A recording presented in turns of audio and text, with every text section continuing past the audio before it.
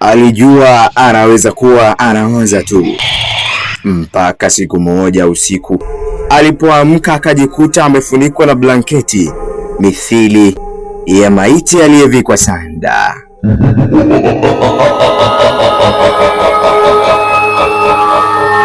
Mgeni wa usiku alishangaa sana na kujisemea moyoni mwake, labda niligeuka tu. Lakini moyoni mwake hakuamini mpaka alipoamua kufanya jambo la kiume sana, jambo la kutisha. Ni jambo gani alilolifanya? Ambatana nami mwanzo mpaka mwisho. Uamuzi aliofanya Bwana Kevin, aliamua kurekodi usiku mzima. Na maanisha, aliamua kutega simu yake juu ya meza ikielekea kitandani mwake ili arekodi usiku kucha. Alitaka kujua kama alikuwa anajigeuza sana au kuna kitu kingine. Usiku ulipoingia, kama kawaida,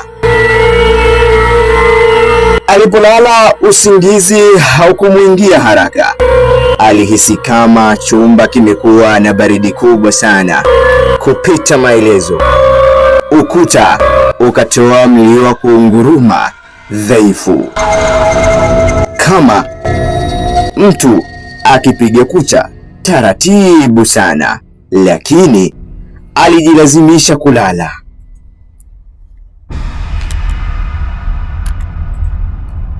Asubuhi yake alipoamka, moyo ulirukaruka sana.